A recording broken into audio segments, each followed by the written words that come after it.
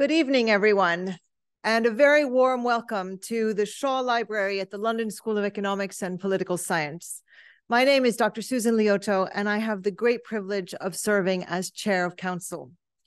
I'm delighted to be joined by students, faculty, staff, alumni, supporters, friends, and partners of LSE for tonight's very special celebration. This evening, before we listen to Professor Henry Louis Gates, Jr., in conversation with Sir Isaac Julien and LSE's own Dr. Imaobong Umoren, we will award Professor Gates with an honorary doctorate to recognize and celebrate his truly outstanding contributions both to scholarship and to society. Through his peerless research and dedicated creative teaching, our honorand has had a profound impact on our understanding of African American culture in particular, but also of the American experience more generally. Perhaps even more remarkably, he has changed the ways in which people in the USA and around the world view their own inheritances and learn from those of others. In a long career dedicated to exploring the powerful lessons unearthed in history and literature, he has pushed us to encounter cultures on their own terms and in their historical contexts, widened the once narrow field, a narrow view of an academic field, and challenged us all to grapple with uncomfortable social truths. It is difficult to think of a figure whose contributions align more closely with the values of the school. Professor Gates has more than earned this honor. The awarding of an LSE honorary doctorate allows us to recognize extraordinary distinction and accomplishment in an area of scholarship or public activity in line with our guiding principles and vision, to be a community of people and ideas founded to know the causes of things for the betterment of society. Professor Gates, it is my great pleasure and privilege to welcome you to that global community. I am now pleased to introduce Deputy President and Vice Chancellor of LSE, Professor Charles Stafford, who will now offer the traditional oration and confer the award upon the honorand.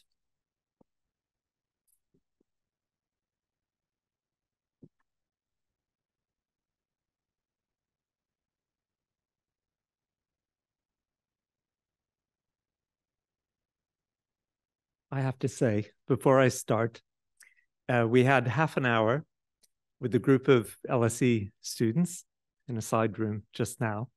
The most beautiful 30 minutes of stories from tonight's honorand I think I've just ever heard in my life. So moving, fantastic. And I think we're all really thrilled to be here tonight. So thank you for joining. Members of council, LSE faculty and staff, students, alumni, friends, and visitors, it's my tremendous privilege and pleasure to introduce Professor Henry Louis Gates, Jr. In his career as one of the most distinguished literary critics, historians, and educators of our time, Professor Gates has done something truly profound. Through his deep explorations of African and African-American culture and history, he's taught us, not only scholars and students, but also a much wider public, to embrace our interwoven past and see more of ourselves in each other. For the past 3 decades, he's been based at Harvard, where he holds the Alphonse Fletcher University Professorship and directs the Hutchins Center for African and African-American Research. His contributions to the broad field of African-American studies are huge, of course. Having discovered long-lost novels thought to be the first ever written by Black Americans, having created the first archive of African and African-Americans in art, having pioneered new critical methods for interpreting the unique Black cultural aesthetic, and having pushed all of us further away from a narrow Eurocentric view of culture and history towards a more pluralistic recognition of our common heritage. For this original and truly outstanding body of work, he has, of course, been feted with numerous academic honors. I have to tell you, the LSE is not the first, to do this, but never mind. It's the best. Thank you. But of course, Professor Gates is much more than a researcher. He's one of the great communicators alive today, as I just saw in the side room with the students. And his impact extends very far beyond the confines of Harvard Yard. In his work as a documentary filmmaker, he's illustrated Black culture's outsized contributions to American life and the power of genealogical and historical research to enrich our views of ourselves and our world. These efforts have expanded the reach of powerful ideas, and they've enlightened countless lives, and they've rightfully made him a household name in the United States. To cite but one recent example, which, as I was just explaining, actually made me cry, in his very recent PBS series on the Black Church, and in the excellent accompanying book, Professor Gates explores the complex role of religion in African American history as a site both of domination and liberation. The highly personal epilogue to the book and to the series gives readers a sense not only of why Professor Gates has a deep connection to this particular topic, but also why the Black church has mattered so greatly to so many, housing as it did a culture that at its best was sublime, awesome, majestic, lofty, glorious, and at all points subversive of the larger culture of enslavement, to quote Professor Gates. So perhaps an academic ritual of the kind we're conducting tonight can never be quite so sublime as the practices that Professor Gates has explored in this recent work on the Black church. And yet these academic rituals also matter, of course. And as I now speak the ritual words, I hope that you'll understand that I mean them very sincerely. LSE's motto exhorts us all to know the causes of things, which for the social and human sciences is another way of saying that we should find our roots as humans. For Professor Gates's tireless dedication to this particular pursuit, it's right and proper that a school focused on the study and betterment of society should acclaim him. Therefore, on the authority of the Council of the London School of Economics and Political Science, it's my sincere honor and privilege to admit Professor Henry Louis Gates, Jr. to the honorary degree of Doctor of Literature. Professor Gates, thank you and congratulations.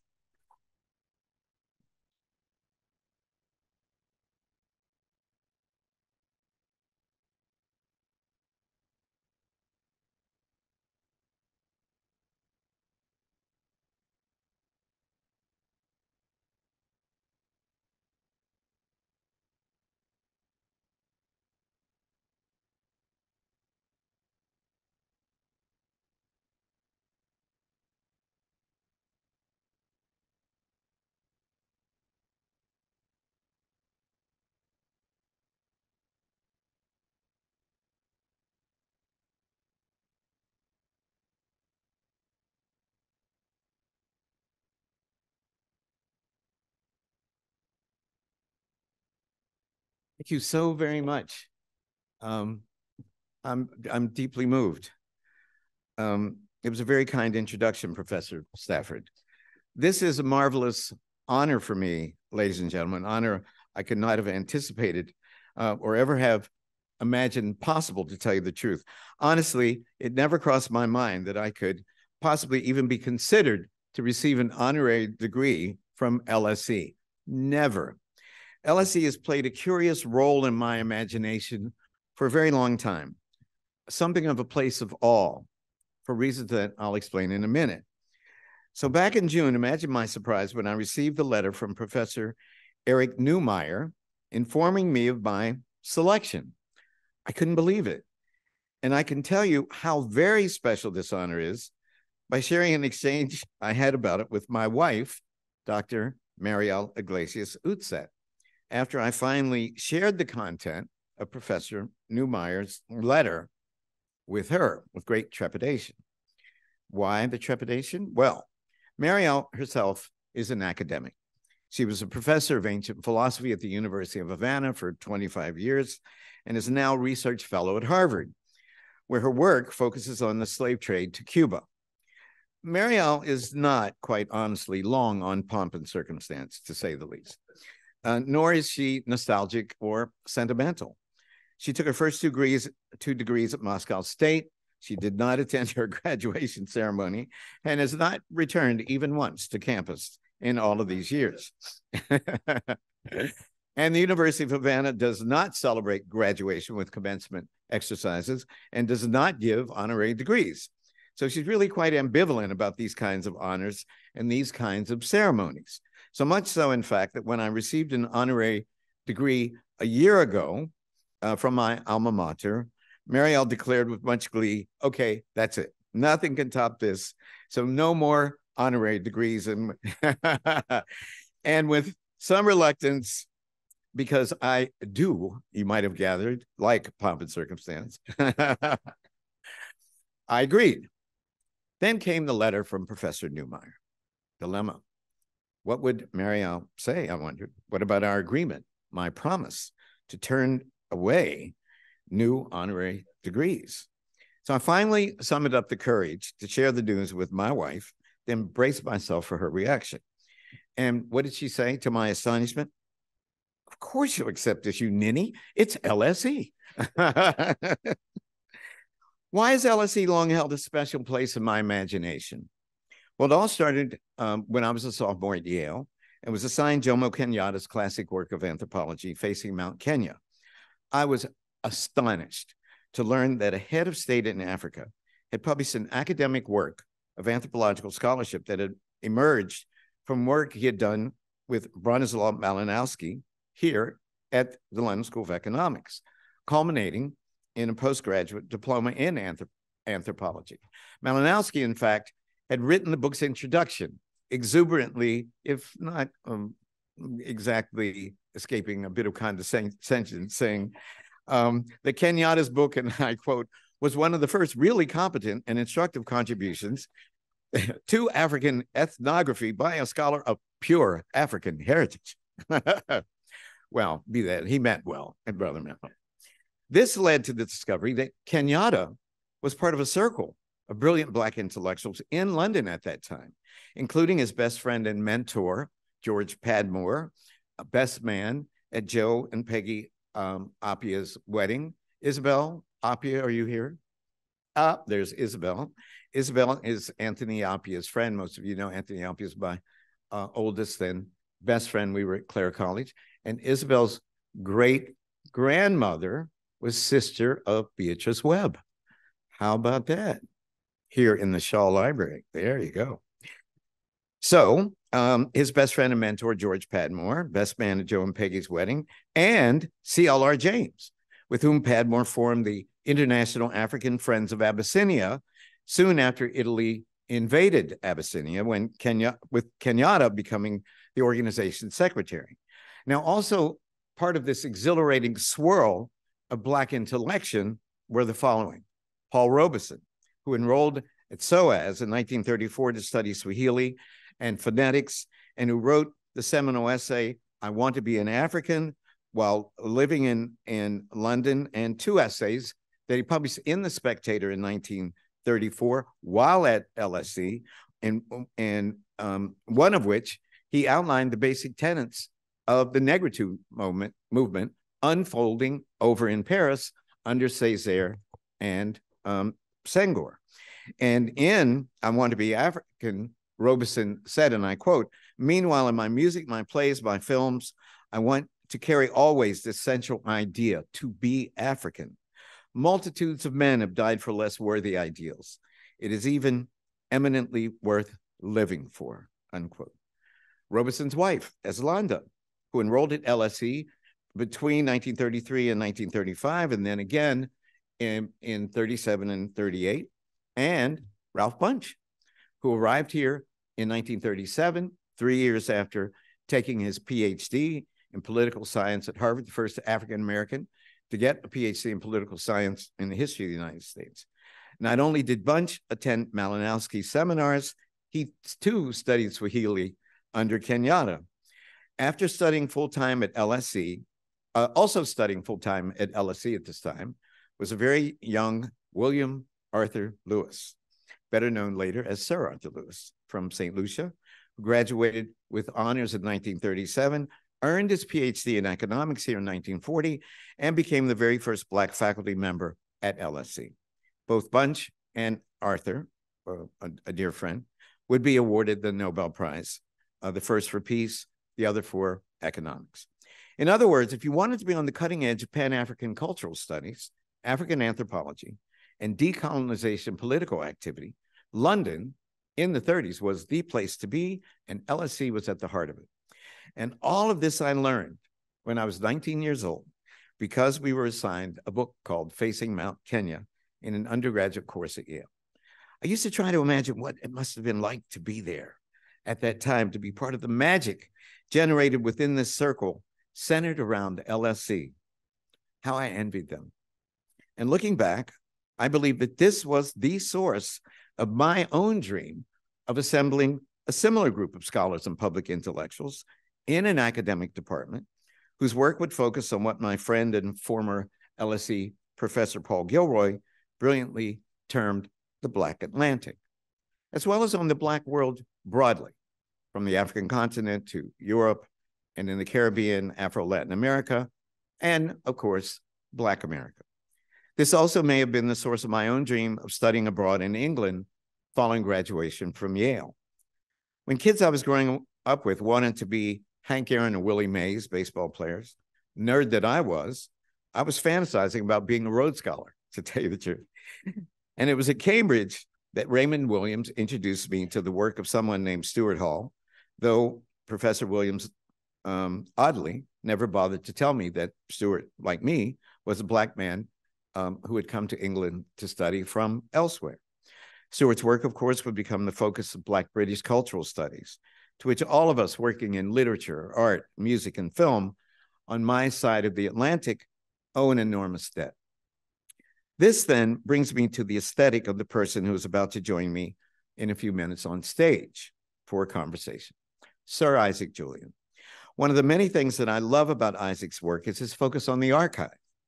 During a call last Thursday with Sophia D'Angelico, who's been so fabulous to work with in preparation for this event, Isaac and I concurred that despite the sometimes dazzling work unfolding in the field of critical fabulation, nevertheless, as Isaac put it, there was still gold in the archives.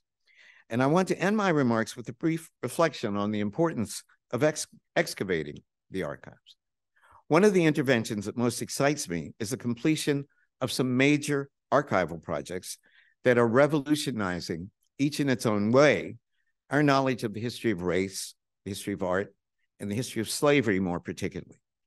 I believe these projects, directly facilitated by the revolution and digitization, will be among this generation's most lasting contributions to scholarship and to combating racism more generally. The mixed blessing, for some of us, the curse of African and African-American studies, is that we often have had to resurrect the texts in the traditions that we study before we can even begin to explicate those texts. And for some, that sort of work is dull, it is dry, and it is laborious, while for some others, it is a labor of love. So I'm hoping that in this time of grand theory in the academy, renewed energy will be directed toward the archive. And I want to mention briefly one extremely important and innovative archival project, which I believe has enormous implications that we are only just beginning to understand. And I'm thinking of the Center for the Study of the Legacies of British Slavery, founded and directed by Professor Catherine Hall, who's with us this evening. Its online encyclopedia of British slave ownership is, quote, a more or less complete census of slave ownership in the British Empire in the 1830s. At the time, slavery was abolished in 1833, and 20 million pounds awarded in reparations, not to the enslaved, of course, but to the slave owners, unquote. Catherine, this is a project of great vision with the most profound implications for our understanding of the costs and benefits of the institution of slavery, benefits and costs still accruing today. And I applaud you for undertaking the task and completing it so well. Catherine Hall, ladies and gentlemen.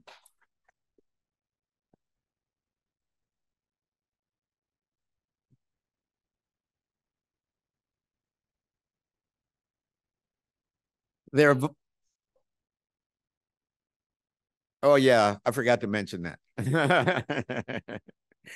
There are volumes of PhD dissertations in this project alone, as well as our project, The Image of the Black in Western Art, which I've had the pleasure over the last 2 decades of co-editing with the English art historian David Beinman, and the Transatlantic Slave Trade Database, 2 other projects that bear great promise for potentially influencing our understanding of the history of racism and affecting actual real-world social policy. And it's my hope that the work we do at the Hutchins Center at Harvard can engender more and more of these large-scale digital data projects. Stuart Hall famously said, and I quote, that race is the modality in which class is lived, the medium in which class relations are experienced, unquote. I love that formulation. This is the nexus in which so much of the work I'm trying to do is, in fact, embedded. As a head of a research center, I've tried to foster an atmosphere of scholarly collegiality, not nearly as exciting, I'm sure, as that created by Malinowski here at LSE in the 30s, but nonetheless, a place, a safe space where thoughtful people can pursue thoughtful work to their own logical conclusions in a space as far removed from ideological bullying and political correctness as possible. Not to undertake work that is removed from the world, rather work that can possibly be drawn upon to help change the world.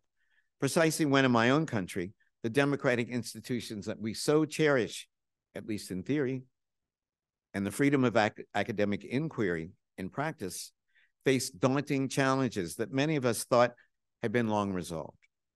I've just come to London from the inauguration of Harvard's first Black president, Claudine Gay, a week ago tomorrow, a first-generation descendant of Haitian immigrants and a scholar of African-American studies. Claudine's appointment as president calls to mind another Black first, as it were, the election in 2008, of course, of the first Black president of the United States. So many of us remember those times. Remember that speech at Grant Park? So many of us thought a new day had truly dawned with Barack Obama's election, leading even some of the most sober scholars, drunk on exuberance, to declare what they hailed as the end of race, by which they meant the end of racism. Boy, was that wrong. Instead, the election of the first Black president roused the slumbering beast of white supremacy, now wide awake, plainly visible, and threatening the academic principles of freedom of speech and open inquiry that we all hold so dear. Can it be accidental that some 50 years after the birth of my own field, African-American studies, currently enjoying a renaissance both of scholarship and institutional presence at the top so-called Ivy Plus universities, is facing the most sustained attack on our discipline through book banning, notably in states such as Texas and Florida, that we've experienced since students demanded the creation of the field back in 1968 in the wake of MLK's assassination. We need not agree on everything, but those of us who agree that we love truth and justice must fight for truth and justice, in large and in small. We must push back against the forces of tyranny and lost causes, against hatreds that seek to pit us one against another for ideological reasons, against men and women who seek to transform the beautiful differences between us into toxic rage, or who would impose centuries on the misguided silos that some of our well-meaning peers would erect over their disciplines and subject areas. We find ourselves in a vicious and destructive moment, my friends.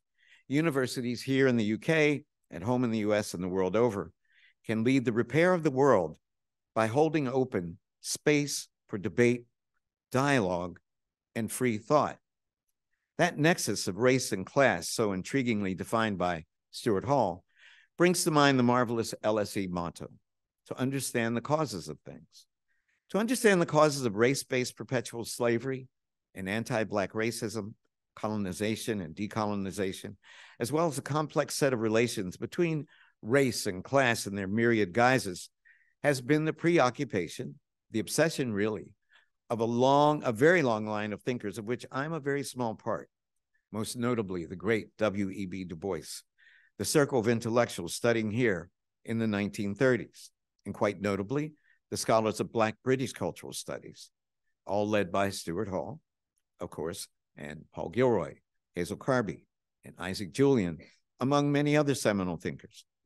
How could the world allow some 12.5 million Africans to be shipped in chains across the Atlantic Ocean between the beginning of the 16th century and just about the middle of the 19th century, to be followed in my own country by a full century of the rise and institutionalization of white supremacy and Jim Crow racism?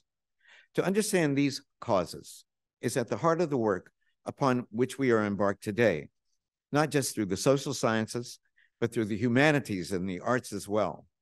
And that centuries-old discourse has still only yet begun to be carried on by our students, many of whom are gathered in this room this evening. To be here today, in this place that gave rise to so much thought and action in pursuit of freedom and progress, humbles me and honors me. Thus, in proudly heeding the advice of my beloved wife, Mariel, of course, I accept this degree. Thank you very much. Good evening and welcome to tonight's very, very special event, also hosted by the US Phelan Center here at the LSE. My name is Imaobong Umoren and I'm a historian. I teach in the Department of International History on histories relating to the African diaspora, in particular, histories relating to gender and racism in the Caribbean, Britain, and the US.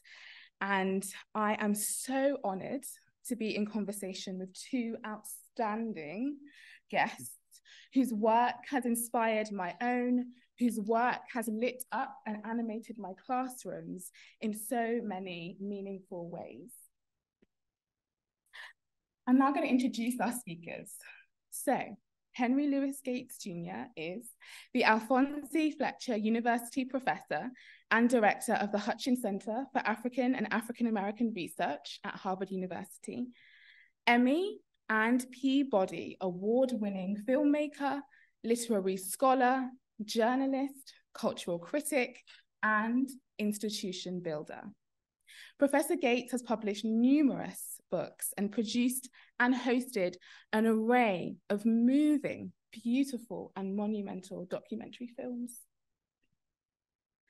Sir Isaac Julien is a Turner Prize-nominated artist and filmmaker and a recipient of the Royal Academy of Arts Charles Wollaston Award and appointed a Commander of the Order of the British Empire, CBE, in 2017. Julien creates multi-screen film installations and photographs that incorporate different artistic disciplines to create a poetic and unique visual language, with his recent show, What Freedom Is to Me, exhibited at Tate Britain. Born in 1960 in London, he is one of the most prominent figures at the intersection of media art and cinema today. Julien was awarded a knighthood, Knight Bachelor, in the Queen's Jubilee Birthday Honours List 2022. And as I said, it is so wonderful to be in conversation with both of them. Thank you. So, tonight, we're going to be discussing this theme of recovering enslaved people's perspectives from archives, literature, and art. And how it's going to run is that I have a set of questions I'm going to ask both of our guests. and we're going to be in conversation for around 35 to 40 minutes before I open it up to you guys in the audience to ask questions, which will hopefully last for around 15 minutes. So as we're speaking, please do have your thinking caps on so that we can all engage in a really rich dialogue afterwards.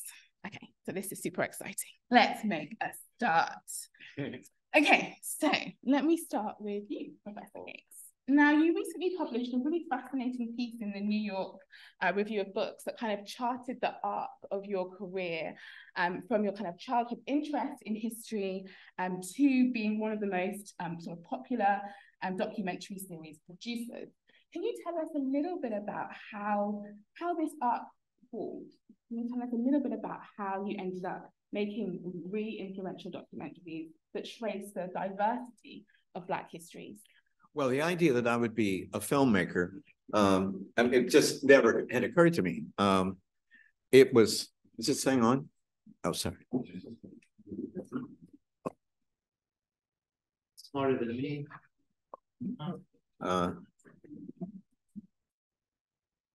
Is it on? Is it on? No? No, he's fine. Yeah. Okay. Can, Okay. sorry. All right, squeeze it. Can you hear me now? Okay, good. I was raised to be a doctor, as I told the students before this wonderful ceremony. For my when I was growing up, the smart little color boys and color girls that we would have said in the 50s were all going to be doctors. For my mother in heaven, the Father, the Son, the Holy Ghost, and a medical doctor. That was just the way it was. Because you made the most money, you had the most respect, you were the smartest people. That's just the way it was. And my older brother, Paul, my only brother, is an oral surgeon, so he kind of checked that box. This the idea I would become a professor of English literature just never, ever was floated in my household, let alone making films. Those two things changed in England, or because of me. When I graduated in history, I did very well at Yale. And on the way to med school, I wanted to go to Oxbridge, get a degree. I wanted to be, as I said, when other kids wanted to be, famous athletes, I wanted to be a Rhodes Scholar. And I got a fellowship finally to go to Clare College. And at Clare, I met Wally Soyinka, who was there in exile, and then Kwame Anthony Appiah, Isabel's brother. And you all know them. And they took me to an Indian meal 50 years ago this month in Cambridge, after we had known each other just a few weeks.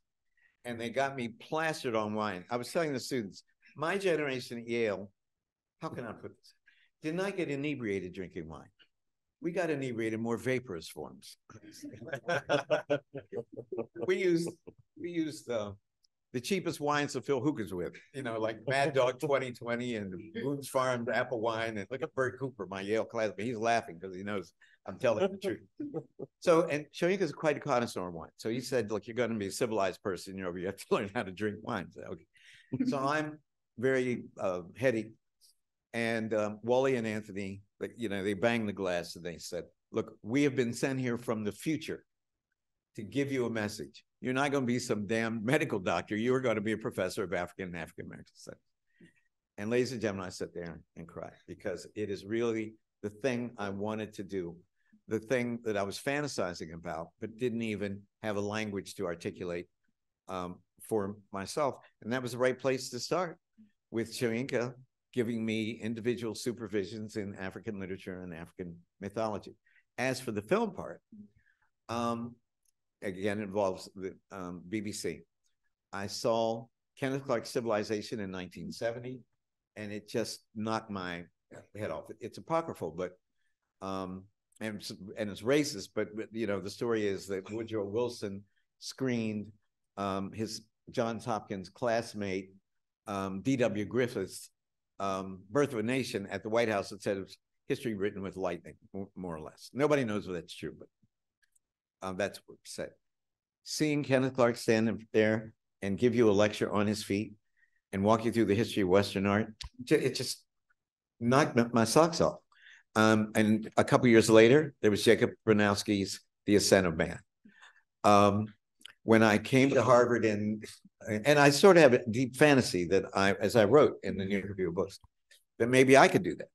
So the greatest Black documentary filmmaker was Henry Hampton, and he lived in Boston. He did Eyes on the Prize.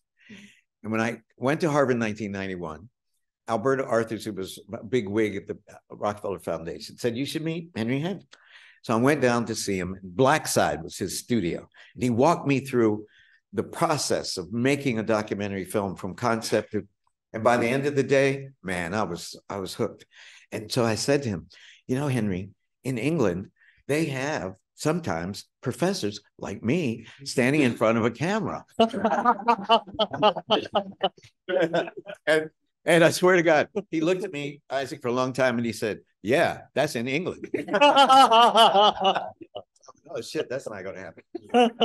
So the final beat in this story is 1992. A year later, I had published a book about the Cannon Wars from Oxford Press, and they brought me over here on a book tour, and I was on a late night talk show. I can't even remember what it was called. And a woman named Jane Root, who co-founded Wall to Wall Productions, a very famous production company here in London, was watching me. She was in bed in her PJs, and she said, I'm going to make him a star. I'm going to put him on camera.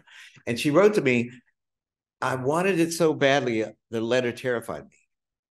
I couldn't believe that someone had dialed my number, you know, that I hadn't told anybody, nobody about this fantasy, except kind of Henry, and he had squashed it. And she persisted, and my first 4 films were made with Jane Root. She raised the money. They were on BBC, and that was about 24 films ago. And, you know, God, I'm thank God every day for Jane Root and the BBC. Amazing story. Okay, so Isaac Julien, your work really pushes boundaries between film and art and compels your viewers to face arguably some of the most critical issues of our time, whether that's migration, racism, legacies of enslavement, and sexuality. What role do you think art plays in helping us to understand these issues? Oh,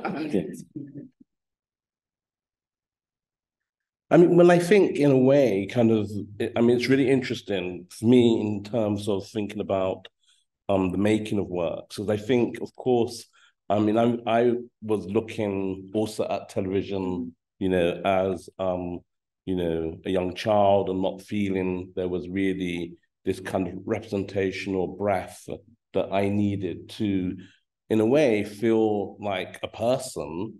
And of course, I think there's a way in which being able to bring together what may seem to be at first sight something which is not really possible, you know, i.e. the imaging of the Black subject or telling the stories, these sorts of things.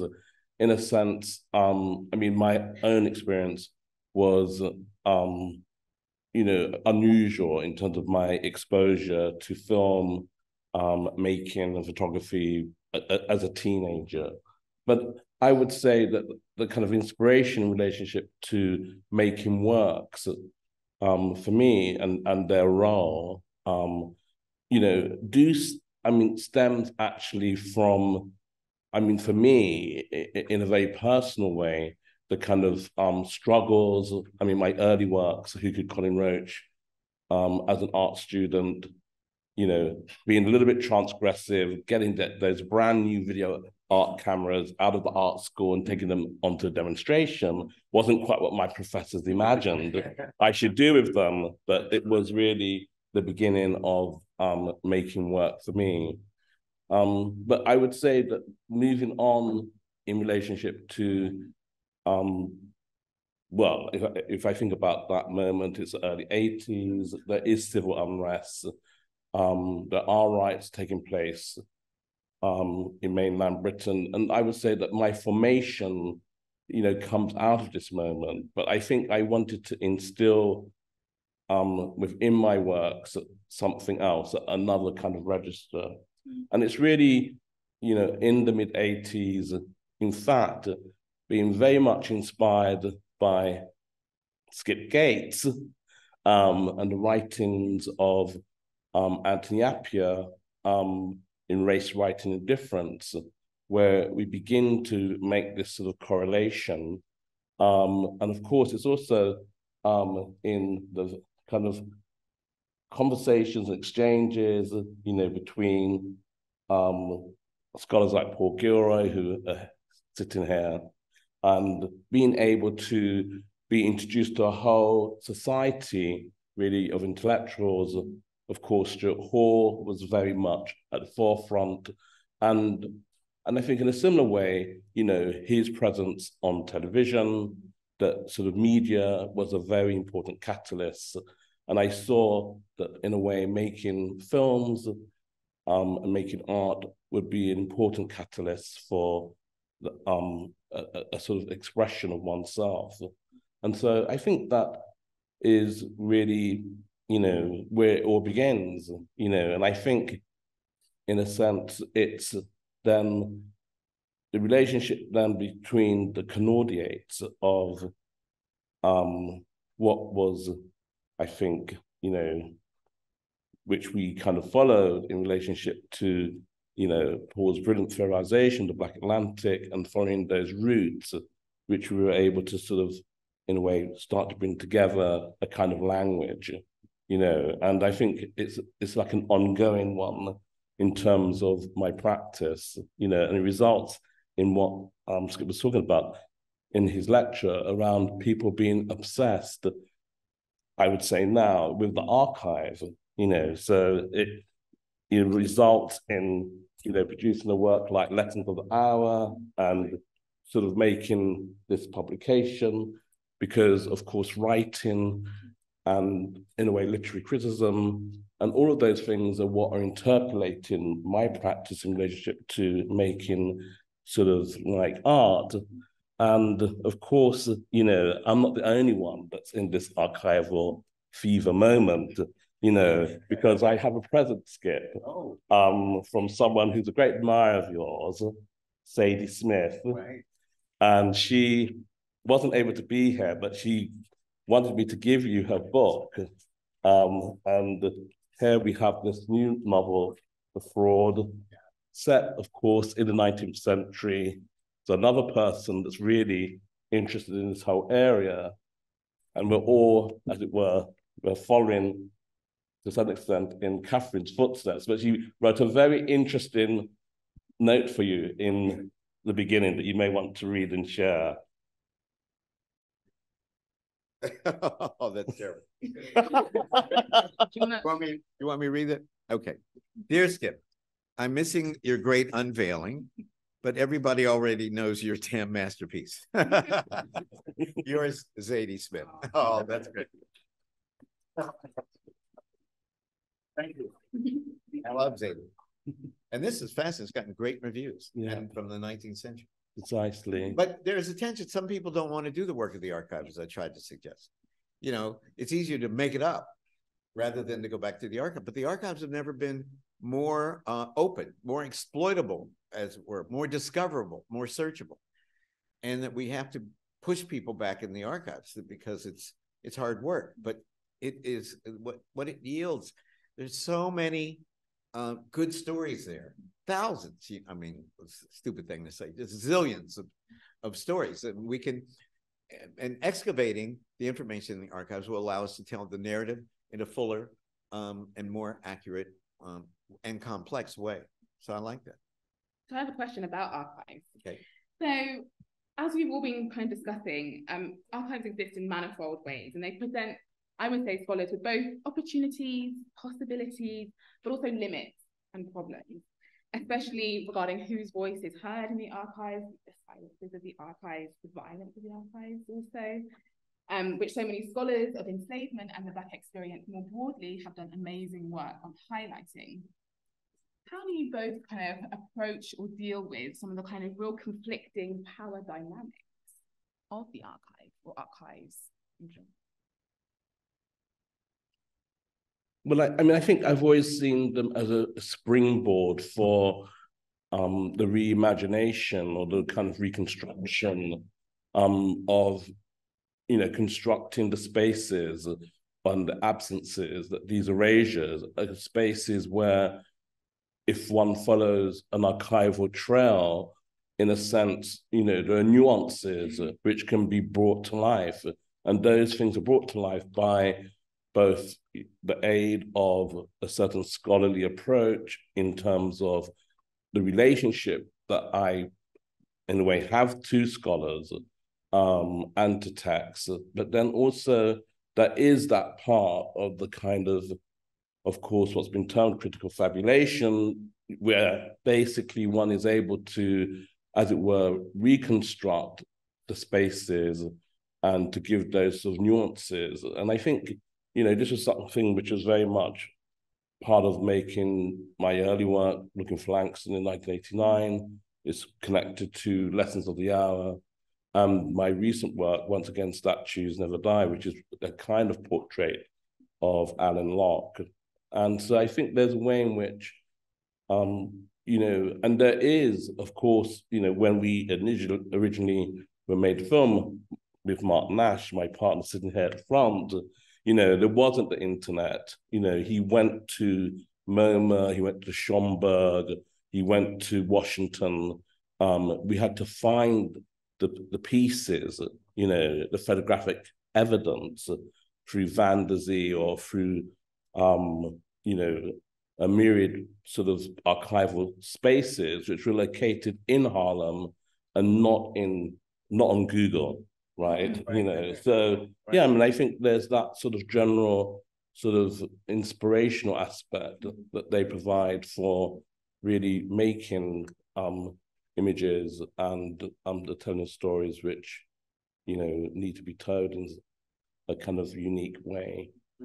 I've learned remarkably, I've learned more about, I've learned probably more about archival research since I started hosting Finding Your Roots than I knew before, because of doing some of these genealogies dependent upon the archives, right? And if you're from a colony of Europe, right? If your country was Roman Catholic, there's a good chance we could find a hell of a lot about you, hundreds of years ago, whether you're from Jamaica or Barbados or Peru and Mexico or, wherever it is. Because priests up in these little provinces would say, presented to me a boy, born a natural child, meaning out of wedlock, on this day, and with his name. And these records still exist. God bless the Church of Jesus the Church of Jesus Christ Latter-day Saints, the Mormons, because they've digitized a zillion records, because of their particular religious beliefs that they can baptize people who are long gone. And we have access to those records through Family Search and through Ancestry.com. Take Malcolm Gladwell. We talk about making the narrative more complicated. Malcolm Gladwell, you all know, the popular writer. He's half Jamaican, half English, and his mother is Jamaican. So I did his family tree in 2009. His sixth great grandmother, I think 1734, owned slaves, right? He almost had a heart attack. His black grandmother owned slaves in Jamaica. Well, this is not what we think of when we think of the slave trade. We don't think of black people owning other black people. Nor do we, it's very difficult for us to confront the fact that a scholar recently, I read a review in the New York Review of Books, the scholar said 99% of the Africans captured in the slave trade were captured by other Africans and then sold to Europeans along the coast. I said that in a documentary series in 1998. Ali Missouri said, perhaps we should not issue a fatwa on him. It was really nasty. And only Shoyinka saved me. Shoyinka was like, came on a white horse from over the hill in Yoruba land and said, if you mess with him, you have to mess with me. But people thought it was outrageous that I either made it up. I was accused of bribing informants, other professors on the African continent to lie, to exonerate white people, and particularly Jewish people, because Farrakhan had subsidized the publication of a scandalous book called The Secret Relationship Between Blacks and Jews, claiming it was Jews who ran the slave trade. It was African merchants and the elite that ran the slave trade. There wouldn't have been a slave trade without the complicity and the agency of Africans. And the Europeans, of course, it was a partnership, a business partnership. Mm-hmm. We have to be honest about that kind of thing. We cannot make progress. I think the African continent needs to be honest about the role of African elites in the slave trade, and they have scarcely begun to do that, and that's a real problem. And it produced a class of mulattoes because African kings insisted that Europeans trading with them marry their daughters and because to make them complicit in the trade, et cetera, et cetera, et cetera. Mm-hmm. But so that on the granular level, through genealogical records, we're able to tell a new narrative, and then on the level of big data through the transatlantic slave trade database, which when we had a meeting with the students, we now know there are 12.5 million Africans shipped to the New World between the early 1500s and 1866, as I mentioned. 15% die in the Middle Passage. 10.7 million get off the boat. Parlor game I like to play is to ask people how many came to the United States. And the answer is 388,000. Out of 10.7 million, 388,000. That's it. 1 million went to Jamaica. Almost 1 million went to Cuba. 772,000 went to Haiti, and 5 million went to Brazil. Until these data were assembled, nobody knew that. I mean, a handful especially. You can't even believe it. You can't even believe it, but that's the truth. Mm-hmm. You recently referred to there being gold in the archive. What do you mean by that? So many stories. If any young scholar who comes to me to say, how can I make my reputation? How can I be a star? I would say, find something in the archive. Something nobody else has seen. First of all, you can't have critics if nobody else has seen the data. If you write one more essay about Shakespeare, Jesus Christ, everybody in here.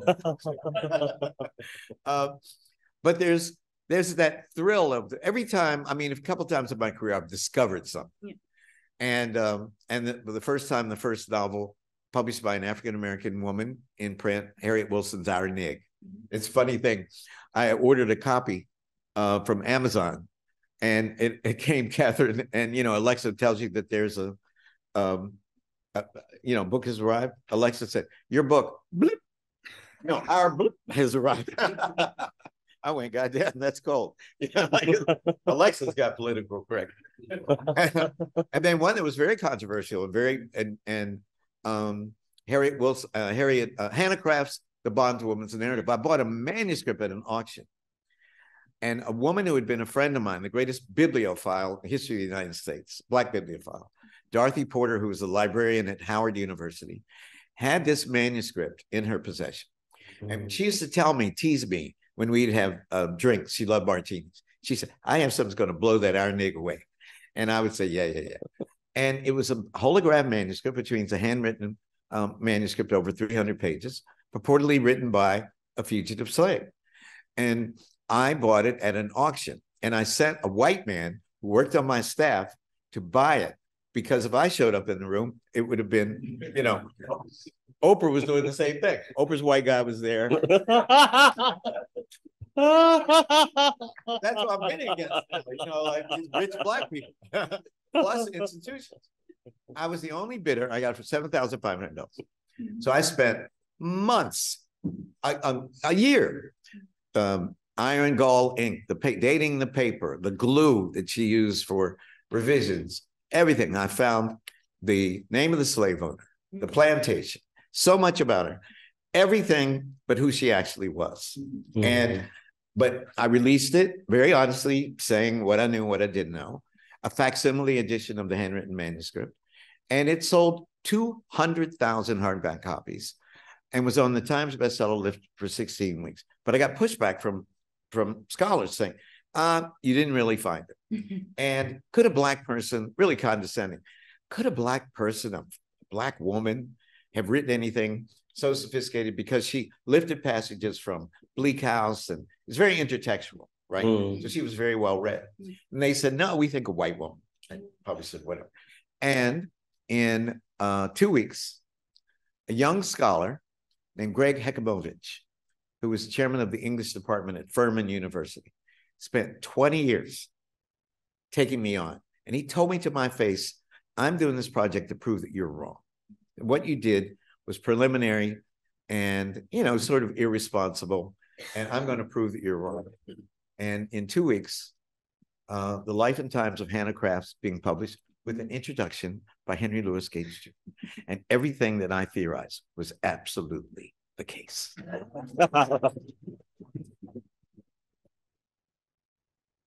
And that manuscript, Paul was there. I donated it to Mother Yale, to the Beinecke, where I wrote so much of my PhD thesis in pencil back in the day, because you had to do that in a rare book library.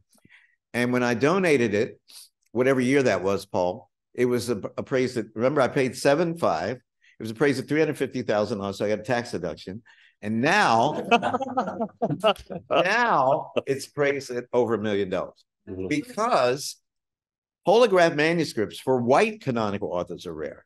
For Melville Hawthorne, they would give their manuscript to a printer. The printer would print and throw it in the trash. So any holograph manuscript is quite valuable. And to have one of the first Black women to write a novel, and she escaped to the North. She dressed like a man. She ended up teaching in New Jersey. It's sort of, I was interviewed by the New York Times about Greg's work. And it's sort of, how many of you have seen Oppenheimer? Okay, so that's the big thing this summer in the States.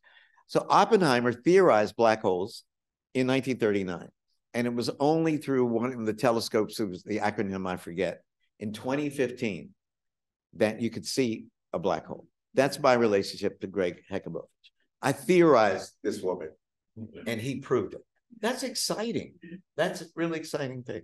And more exciting because I was right. Okay, we only have a couple minutes left, so I kind of want to ask. I ain't going nowhere. Where'd he go? I want to get the audience in as well. So I want to ask a question about something you mentioned in your speech, which is a lot about the kind of politics of today, right? As you mentioned, there have been increasing, and there's always been, but increasing attempts to kind of silence, minimize histories of the Black experience, in particular legacies of enslavement, the teaching of history, and your works, both of your works have been instrumental in challenging and pushing that back. And He's been censored. In giving visibility, right? The Langston Hughes estate wouldn't even give him permission to use certain things because he said Langston Hughes was gay. And they said, you can't prove that, right? That's right. And he made the film anyway. Yeah. And I was really proud of it. Were you worried that they would sue you? Well, I mean, yeah, I mean, they could. I mean, I think the artist's prerogative really is to really think about the ways in which you can see a kind of, if you like, field, and some of it could be in humanities. I mean, in terms of what I was seeing, and then, you know, the artists can probe those questions that perhaps you can't do necessarily, you know, in depth. Yeah. Right. Yeah. So I think I mean, so, yeah, so I mean, it was, you know, there was a whole thing that went on. But I mean, of course, you know, 1989, we're in 2023, and that film got taught in, you know, early United States and in England and Europe. And so, yeah. No, censorship has been in part because of the uses to which our literature and art, our public discourses were used in the battle over the nature of the African. You know, were we more ape-like? Were we more related to monkeys than to white people in Europe? This seriously, it's not hyperbolic. This is a discourse in the Enlightenment at its extremes. What was the place of the African on the great chain of being? How would we know? Were we more animal-like, or were we the top of the animal kingdom or the bottom of the human community? And how would you, blah, blah, blah. You all know all this stuff. So what developed within the race was what I call the board of black censorship. You can't be saying Langston Hughes is gay because that will embarrass the race. And I don't know if the black people from the black societies representing in this room had this concept, but embarrassing the race is the worst thing that you could do. And it had mundane manifestations. I love to swim. I love to go to the swimming pool. Every day in the summer, I would go to the swimming pool. and my mother, and the schools integrated in my county in 1955. And I started first grade in 1956. I went to the white school, but the swimming pool didn't integrate till a year later. There was a big controversy because of all these black and white bodies, you know, and nudity, semi-nudity. But for my mother, the concern was that my brother and I would not embarrass the race. How would we do that? By turning ashy in front of white people, right? So that you get out of the swimming pool, my mom would say, she would give me Avon moisturizer. She said, Skippy, when you get out of the swimming pool, baby, you dry off. Yes, mama. And you put this Avon moisturizer cream on because we cannot afford in 1957 to embarrass the race. So I lathered it all over my body. Boy, I did. I love my mama and I didn't want to embarrass the race. But on that level, all the way to, you can't say Langston Hughes is gay. What's wrong with you? You know, you can't say Martin Luther King slept around. What's wrong with you, fool? It's Martin Luther King. So we have to stand up against our own people often. And my job as a critic and the job of us as professors is keep political correctness out of the classroom, keep political correctness out of the academy. We have to let people call it the way that they see it, even if we don't disagree, even if they're coming out of a right-wing bag, a Marxist bag, a capitalist bag, I mean, whatever.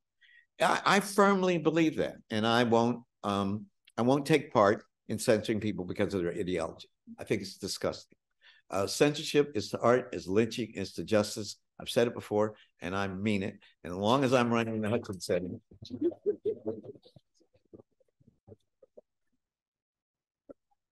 Okay. Well, on that note, let's open it up for Q&A. Okay. We have around 10 minutes for questions and answers. I think we're going to gather a couple of questions, maybe 2 or 3. So if anyone would like to ask a question, please raise your hand. There are stewards around who will come and give you a microphone. Students in the room in particular, we'd love to hear from you. So please do ask your questions. I see a hand. Run it there. Yeah, let's take one here. Hello. Hi, this is a question for Professor Henry and Sir Isaac. I think it's fascinating how your work pieces together the past. Could you stand up? Yeah. I think it's fascinating how your work pieces together the past. I was just wondering, how much of the past do you think has been lost, and how much do you think is recoverable? Who, Isaac or me? Oh, both of you. Both of you. Can we gather a couple more questions? You're the boss. Okay, the boss. let's gather some more. Are there any other questions? At the back, I see a hand.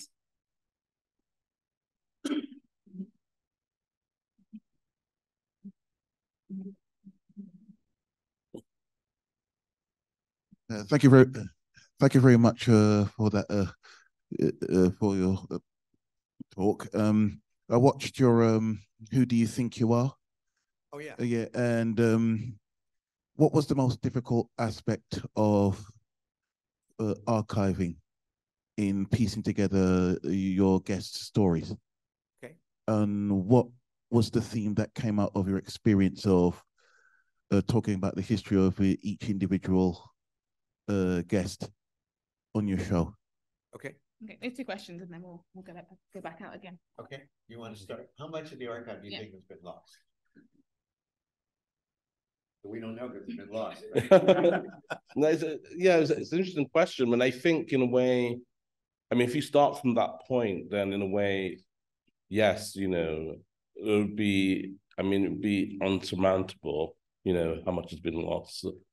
But I think it's really about how one is strategic about the kind of retrieval, you know, and that is a whole other approach, you know, that one can use. And I think the question of the imagination becomes, you know, an important sort of aspect of that, you know. So I think it's really about how the imaginary becomes part of how one retraces those footsteps. You know, we know that, you know, Toni Morrison was someone who was, you know, in the archive and reconstructing aspects, you know, especially if I think about novels like Jazz, for example. Yeah.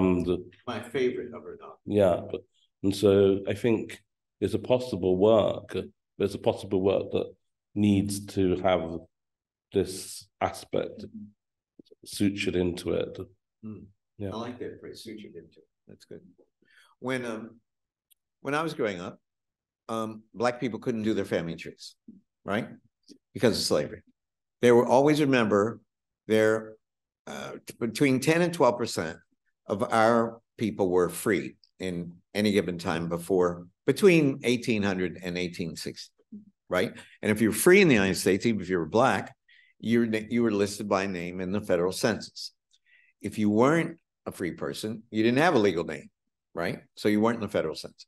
You would be listed in the 1850 and 1860 census in something called the slave schedule.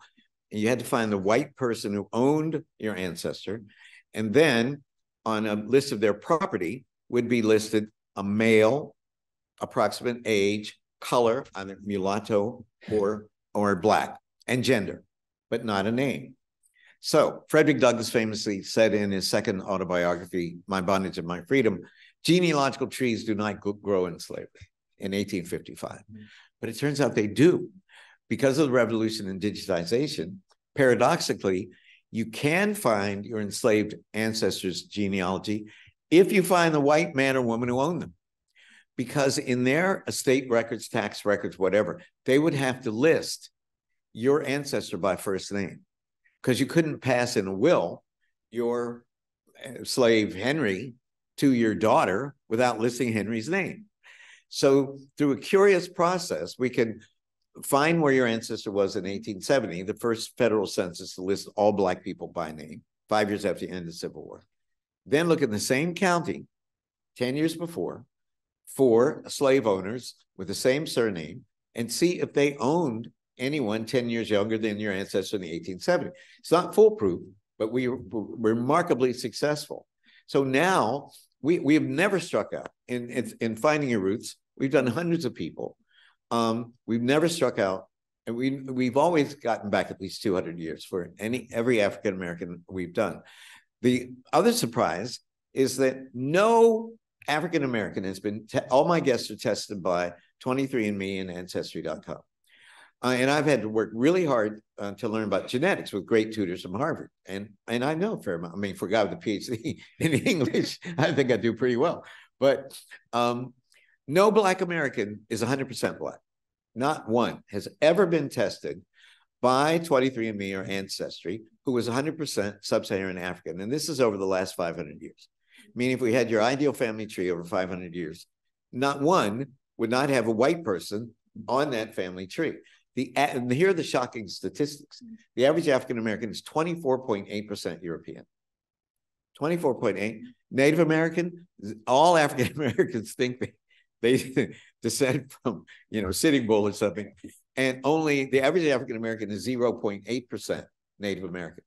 And they would talk about their great-great-grandmother with high cheekbones and straight black hair. The reason she had high cheekbones and straight black hair is because of all that white ancestry that you had.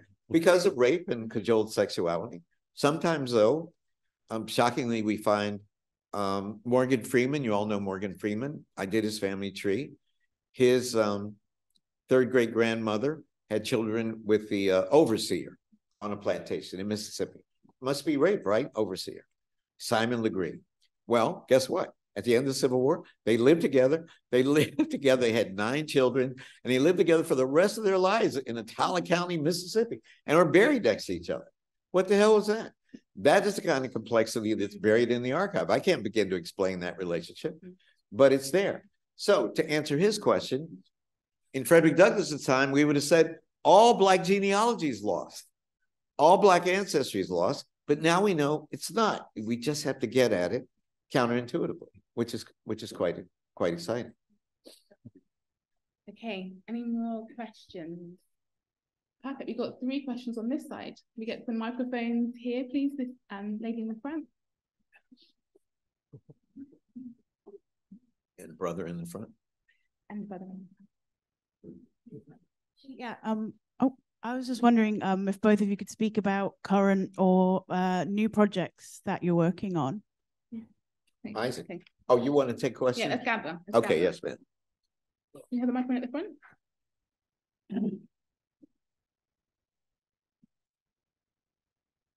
Hi. Is it working? Good. I just wanted to talk really about demographics and future demographics. We're like a quarter of the way in this century.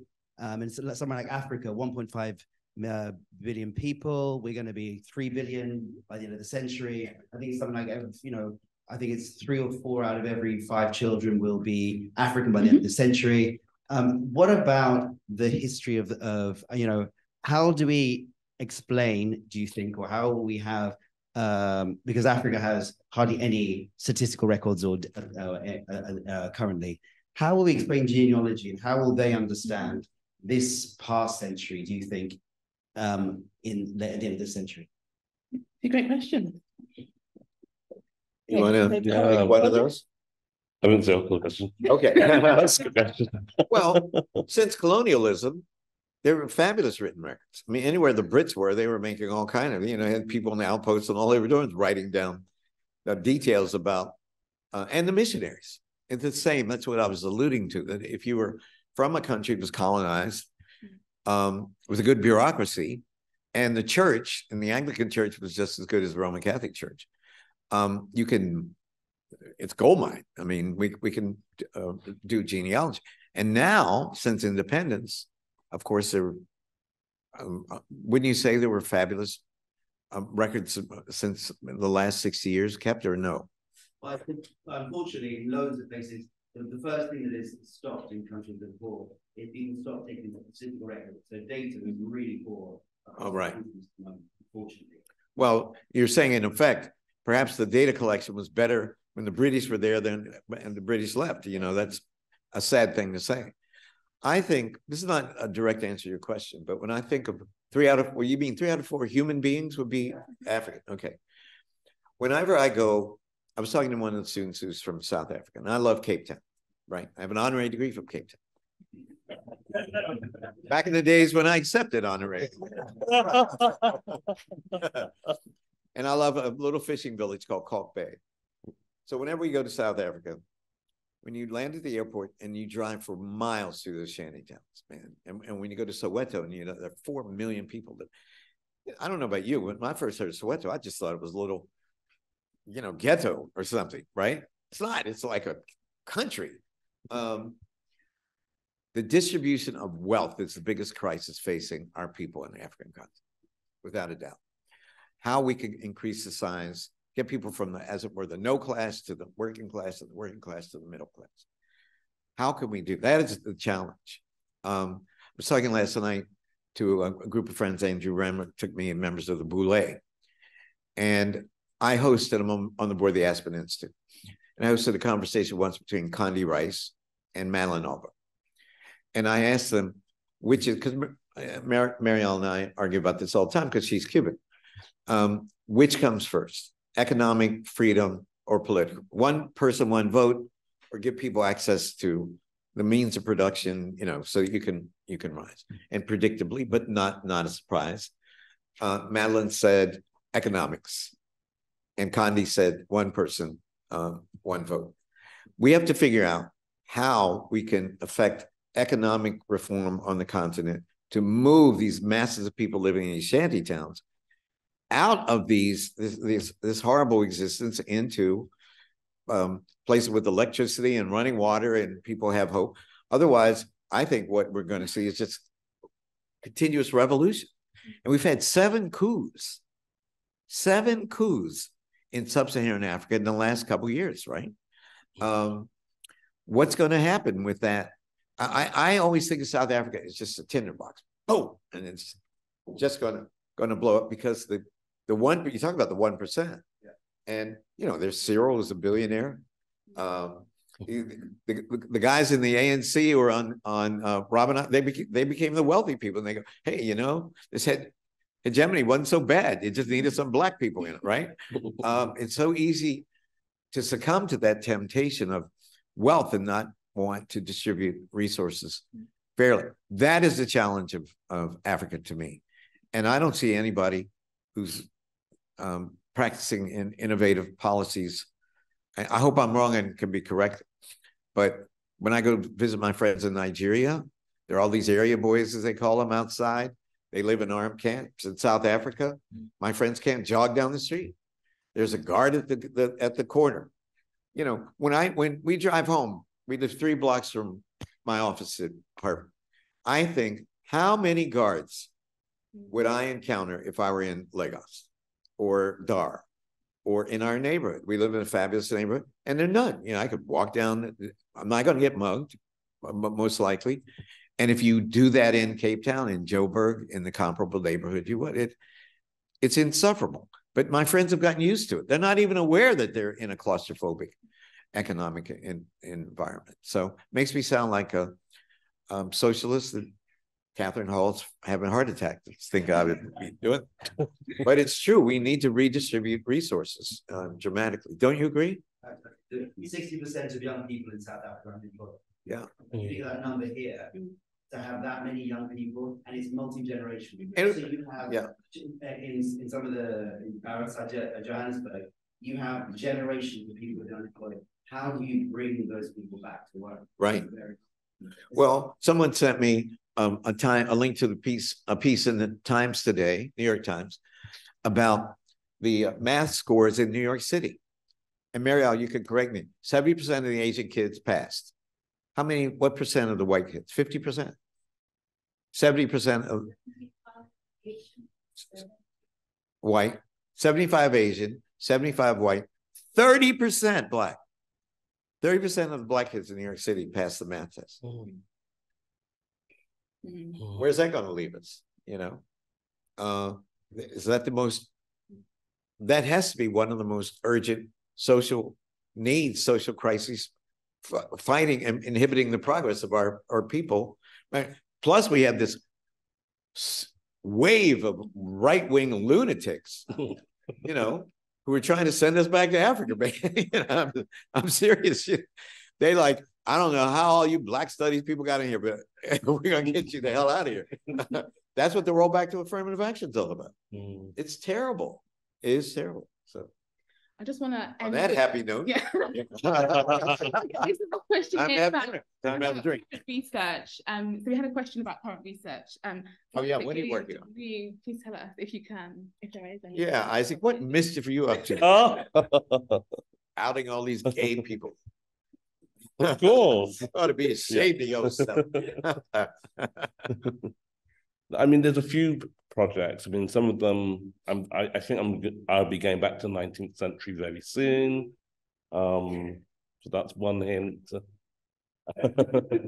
And the 80s. Okay. Yeah. And the 80s, 1980s? Yeah. Oh, that'll be good. Ooh, looking forward to that. Yeah. So you want to tell us? You want to tell us any more about that, Sir Isaac? When you talk about projects, they, you know, bad luck. Yes, and West Indian superstition. Oh, yeah. Okay. On that note, we have run over 8 o'clock, and I was told to finish at 8. So thank you for those questions. Thank you for all of you coming.